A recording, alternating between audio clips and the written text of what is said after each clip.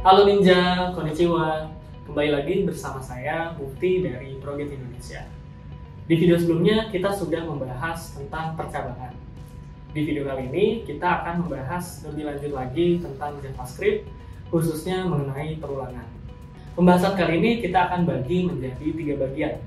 Yang pertama, definisi dan konsep dari perulangan. Yang kedua, macam-macam perulangan pada JavaScript. Dan yang ketiga, contoh penggunaan perulangan pada JavaScript. Yuk kita bahas satu persatu. Masuk ke poin pertama.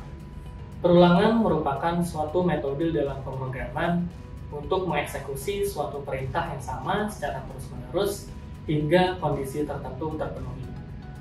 Ketika kita ingin membuat program mengenai perulangan, misal kita ingin mencetak Halo Proget sebanyak 5 kali, tentu saja kita masih bisa menuliskannya secara manual.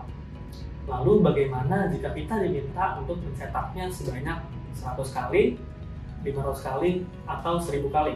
Menulisnya secara manual tentu saja bisa dilakukan, tapi akan sangat melelahkan dan tidak efisien.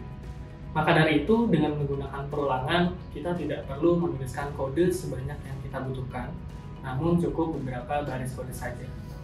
Penasaran gimana caranya? Yuk kita masuk ke poin yang kedua. Dalam JavaScript terdapat 3 bentuk perulangan, yaitu for, while, dan do while. Yang pertama, for. Perulangan for merupakan perulangan yang sudah jelas diketahui berapa kali perulangannya. Yang kedua, while. Perulangan while merupakan perulangan yang memiliki syarat dan tidak tentu berapa kali perulangannya. Yang ketiga, do while. Perulangan do while merupakan perulangan di mana jika suatu kondisi persyaratan bernilai benar, maka aksi dikerjakan. Masuk ke poin ketiga. Supaya bisa paham lebih lanjut, yuk kita langsung latihan cara membuat perulangan di Proget. Baik, sekarang kita akan coba praktikkan bagaimana cara membuat perulangan menggunakan while dan for. Untuk while sendiri memiliki struktur seperti ini, ya. While, lalu kondisinya seperti apa, ya, lalu kodenya akan dijalankan. Selama kondisinya ini bernilai true, maka kode akan dijalankan. Untuk contoh perulangan menggunakan while ada di sini, ya. Kita bisa deklarasikan terlebih dahulu variabelnya let angka sama dengan 1, lalu kita buat perulangannya while selama angka ini kurang dari sama dengan 100, maka kode ini akan dijalankan. Mencetak si angka ini dan diupdate nilainya plus 1, ya, sebanyak 100 kali. Jadi ini kalau kita jalanin hasilnya akan seperti ini.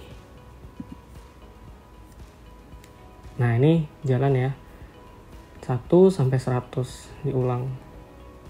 Lalu untuk for sendiri, ya, for memiliki struktur seperti ini. For, ya, lalu di sini ada kita tuliskan variabelnya, deklarasikan, lalu kondisinya seperti apa, lalu update nilainya seperti apa. Lalu di sini kodenya akan seperti apa.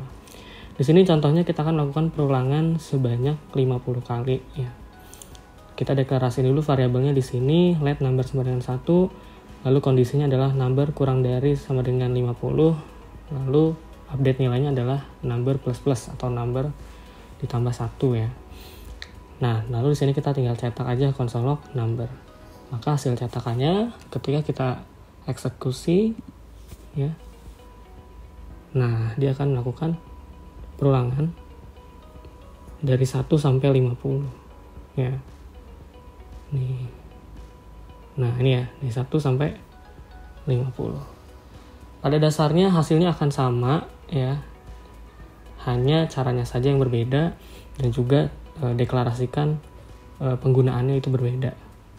Gitu. Jadi tinggal dipilih mana kira-kira yang lebih cocok untuk kita. Setelah penjelasan tadi, apakah Ninja sudah mulai memahami apa itu perulangan, macam-macam perulangan, dan bagaimana cara membuatnya? Dapat kita simpulkan bahwa dengan perulangan, kita dapat lebih efisien dalam menuliskan kode yang seharusnya sangat banyak menjadi hanya beberapa baris sesuai dengan kondisinya. Setelah ini, yuk langsung mulai belajar di proget.com.